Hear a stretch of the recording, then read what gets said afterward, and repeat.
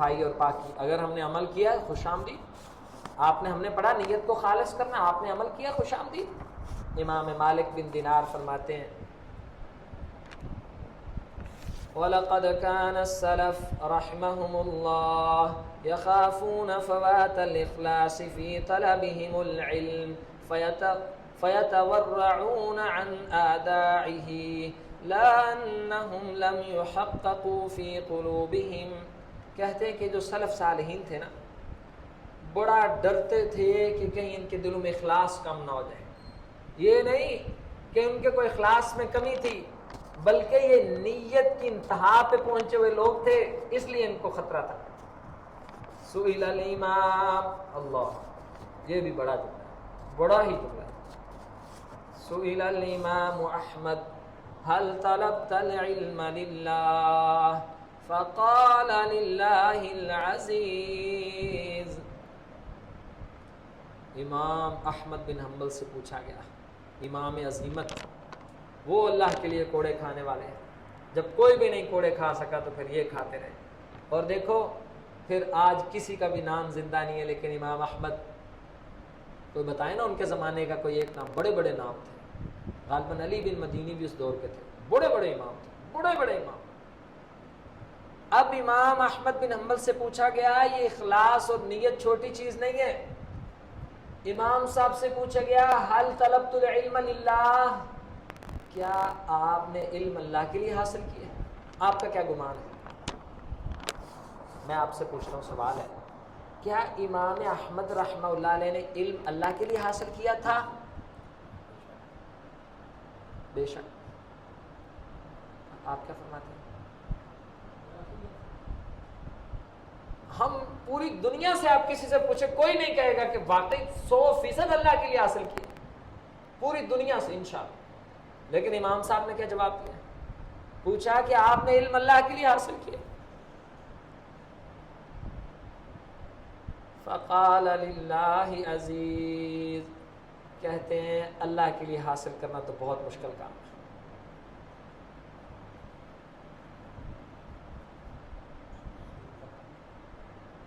یہی تو ہمیں سمجھ نہیں آتا. للہ العزیز, لوگوں اللہ کے لیے حاصل کرنا تو بہت مشکل کام. یعنی اس میں کبھی نیت آ کے چھپ جاتی ہے, کبھی شہرت چھپ جاتی ہے, کبھی فلاں مفاد, کبھی فلاں مفاد, کبھی فلاں مفاد. اخلاص ہی تو رہتا نہیں ہے.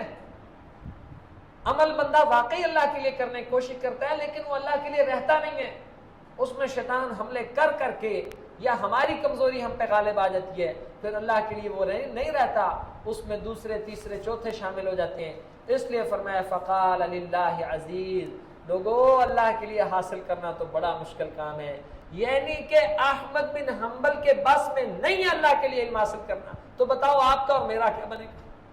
ہم کہتے ہیں نا یہ کام اللہ کے لیے کیا.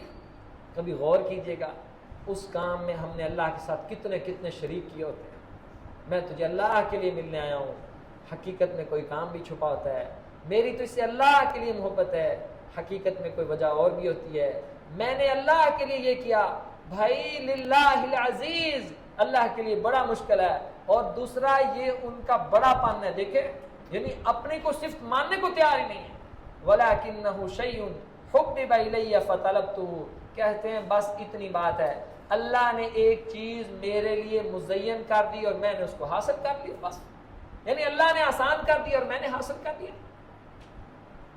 اور امام مالک بن دینار فرماتے تھے من تعلم العلم للعمل کسرہ, جو بندہ علم عمل کے لیے حاصل کرتا ہے. بڑا عرصہ مجھے یہ قول سمجھ نہیں آیا, اب سمجھ آیا. پچھلے ہفتے یہ کلاس پڑھ کے بھی نہیں سمجھ آیا. ایک دفعہ پڑھا کے اللہ تعالیٰ نے نا, اچھا یہ علم کے میدان میں نا اللہ کبھی کبھی بات ذہن میں سمجھا دیتا ہے, یعنی کبھی پڑھ کے سمجھ کے بھی سمجھ نہیں آتی, اللہ جب سمجھا دیتا ہے پھر بہت سمجھ آتی ہے. امام مالک بن دینار فرماتے ہیں جو بندہ علم عمل کے لیے حاصل کرتا ہے, لوگوں پھر یہ علم اس کو توڑ پھوڑ کے رکھ دیتا ہے. کوئی سمجھائے گا مجھے بات؟ جو علم اللہ کے لیے عمل کے لیے علم حاصل کرتا ہے, پھر یہ علم اس کو توڑ پھوڑ کے رکھ دیتا ہے. فیس کرنا پڑتا ہے, اسے بہت مشکل ہوتا ہے.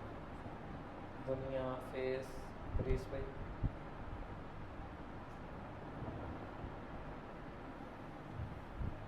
اپنے خواہشات کو ختم کرنا پڑتا.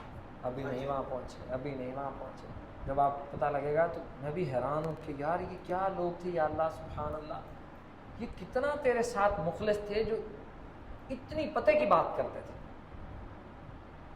ہم سب بہت دور ہیں اس بات سے. اور اتنا بھائی آپ صاحب علم ماشاء اللہ, جو علم عمل کے لیے حاصل کرتا ہے علم اس کو توڑ پھوڑ کے رکھ دیتا ہے. ہوتا یہ ہے جب علم کا مقصد ہوتا ہے نا عمل, پھر بندے پہ ہر حدیث, ہر آیت, ہر مجلس کے بعد ذمہ داریاں بڑھتی چلی جاتی ہیں. یہ عمل بھی کرنا ہے, یہ بھی کرنا ہے, یہ بھی کرنا ہے, یہ بھی کرنا ہے, یہ بھی کرنا ہے, اور کر سکتا. اب احساس بڑھتا چلا جاتا ہے کہ میں تو بڑا نافرمان ہوں. اب ٹوٹ پھوٹ کا شکار اندر سے. اب اس کا انگ اللہ کے حضور توبہ استغفار کر رہا ہے کہ یا اللہ بڑی ذمہ داری ہے اور میں تو بڑا پیچھے کھڑا ہوں. یہ وہ احساس تھا جو انبیاء اور صحابہ کو توڑ پھوڑ کے رکھتا تھا. گڑ گڑانے اور رونے پہ مجبور کا ان کو احساس تھا کہ تہجد بھی پڑھنی ہے, ہم نہیں پڑھتے. زبان کی حفاظت کرنی ہے, ہم سے نہیں ہوتے. نمازوں میں خشوع ہوتا ہے, ہم وہ نہیں کرتے. حلال اور حرام کی بڑی فکر کرنی ہے. سود کے دھوئیں سے بھی بچنا ہے. یا اللہ دھواں تو آ جاتا ہے. اپنی اخلاق ایسا کرنا ہے جیسے محمدی اخلاق ہے. اللہ ہم سے تو اونچ نیچ ہو جاتی ہے. آخرت کی تیاری کرنی ہے, قبرستان جانا ہے, یہ کام بھی کرنا ہے, یہ بھی کرنا ہے. اب اس کا مقصد اور نیت سچی ہے, یہ عمل کرنا چاہتا ہے, لیکن نظر آتا ہے کہ عمل تو بہت زیادہ ہے. یعنی عمل تو کوئی 1000 ہے اور میں تو ابھی 10ویں سیڑھی پہ کھڑا ہوں. اب پہلا احساس اللہ کے حضور توبہ, رحم کی اپیل, اللہ کے سامنے عاجزی, شرمندگی, انکساری کہ یا اللہ معاف کر. ہم نے دیکھا نا یہ کچھ لوگ بڑا 1 منٹ ان سے ملیں تو دل نہ عاجزی سے بھر جاتا ہے. ان کو اتنی شرم ہوتی ہے اللہ سے, اتنا ان پہ ڈر غالب ہوتا ہے کہ ہمیں شرم آتی ہے, اور یہ اتنا اللہ سے ڈرتے ہیں تو ہمارا کیا بنے گا. یہ ہے کہ جو علم عمل کے لیے حاصل کرتا ہے پھر علم اس کو بے چین رکھتا ہے, بے قرار رکھتا ہے, وہ بے خوف ہے. اللہ رب العزت نے سورۃ المعارج میں مومن کی نشانی بیان کی ہے کہ مومن کی ایک نشانی ہے وہ اللہ سے بے خوف ہے. کبھی آپ کو نظر نہیں آئے. ام امنتم من فی السماء, ہر روزانہ کا سبق کون سی صورت ہے؟ ام امنتم من فی السماء ان یخسف بکم الارض, سورۃ ملک. ہر رات کا سبق. لوگو تم بے خوف ہو گئے اللہ سے کہ وہ تمہیں آسمان سے عذاب اگر برس آئے تمہاری بدعمالیوں سے, یا زمین پھٹ جائے, تمہیں خوف نہیں آتا اس کی پشت پہ نافرمانی کرتے ہو زمین کی پشت پہ.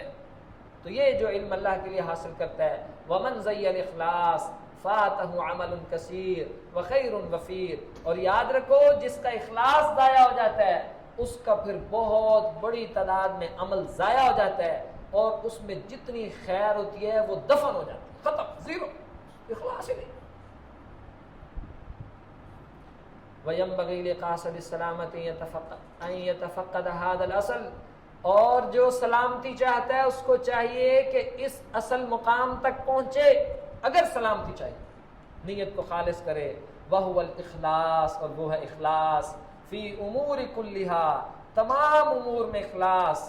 دقیقھا وجلیلھا, سرھا وعلانیتھا, چھوٹے چھوٹے کاموں میں بھی اخلاص, بڑے بڑے پروجیکٹس میں بھی اخلاص, چھپ کے کرنے والے کاموں میں بھی اخلاص, اور اعلانیہ کاموں میں بھی اخلاص.